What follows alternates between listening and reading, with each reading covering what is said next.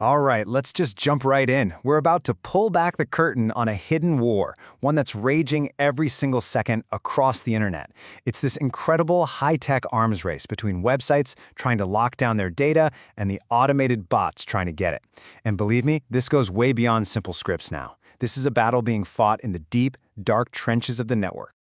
So picture this. I'm deep in the zone, right? I'm neck deep in technical docs, mapping out this whole crazy conflict for you, when my office door just creaks open. And in wanders this tiny, four-legged, and completely unexpected visitor. Yeah, I know I left you hanging. We will get back to that kitten, I promise. But first, the digital battlefield I was looking at is just way too fascinating to make you wait. Let's get into the nitty-gritty of why web scraping has become so ridiculously difficult. Okay, so the first thing you have to understand is that the entire game has changed. Back in the day, you might get blocked for sending too many requests, right? Simple stuff. Now, the most advanced scrapers get shut down before they can even say hello. It's like running full speed into an invisible wall, and the tech behind it is seriously clever. So why are websites building these digital fortresses? Well, it all comes down to this number right here.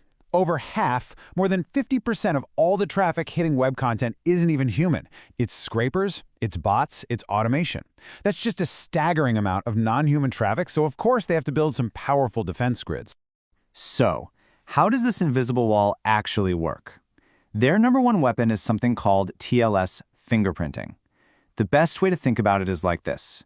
When your browser connects to a secure site, it performs a sort of handshake. The very specific way it does that handshake creates a unique signature.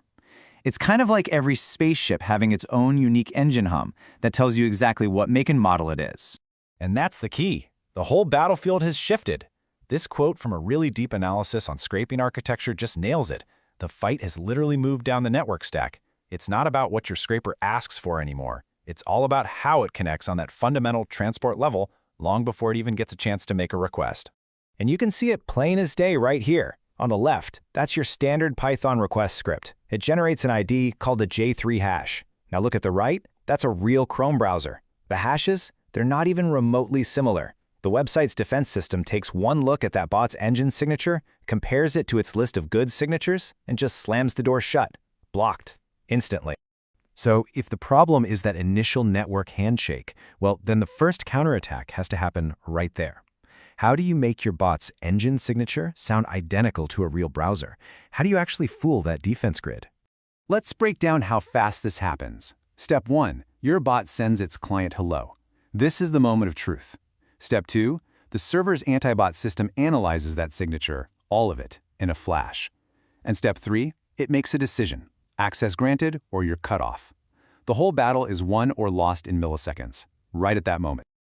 Okay, so here is our first crucial tool in this arms race, curl CFI. And listen, this isn't just another library you can swap in. It fundamentally rips out Python's default networking and replaces it with a special version of curl that knows how to perfectly mimic real browsers.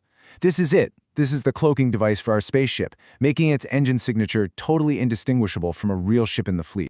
And the level of control you get is just incredible. You're not just pretending to be Chrome, you're pretending to be a specific version, like Chrome 124. Curl CFI copies the exact cipher suites, the right extensions, and even the order that they're presented in. This is the key that unlocks so many of those checking your browser pages. For any kind of serious scraping today, this is pretty much a non-negotiable tool. But wait, because just when you think you've cracked it, the arms race escalates again. So let's say your network signature is perfectly cloaked. You get past that first line of defense. Now the website starts probing the browser itself. They're trying to see if there's actually a human pilot in a cockpit. And the checks they run are just mind-blowing. They'll look at your graphics card info. They ask your browser to draw a hidden image, and then they analyze the result. That's called canvas fingerprinting. They check what fonts you have installed, your screen resolution, hundreds of properties. Some even track your mouse movements to see if you scroll like a real person or a robot. It's next-level stuff. So how on earth do you beat that? Well, you need an advanced camouflage system. This is where incredible tools like Camoufox and BrowserForge come in. What they do is take an automation tool like Playwright, but instead of using a generic browser, they inject it with a full profile of real-world data. They use complex math and probabilistic models to make your automated browser look statistically identical to a real person, totally fooling the AI that's trying to spot you. And the difference this makes is just dramatic. Look at this, a standard automated browser? you might get through 65% of the time if you're lucky. But a browser that's wearing this advanced camouflage, the success rate just skyrockets to 95% or higher. It's the difference between a clumsy Halloween costume and a perfect deep cover disguise. And that pretty much brings our deep dive to a close. We've gone from network-level cloaking devices all the way up to advanced browser camouflage, which brings me back to my own little unexpected visitor. So, the kitten. She was just this tiny little ball of fluff, probably got separated from her mom. She looked really hungry. So I did what you'd expect. I poured a little bowl of milk and put it on the floor for her. And she was so excited, so eager to drink, that she just leaned over the edge of the bowl and tumbled headfirst right in.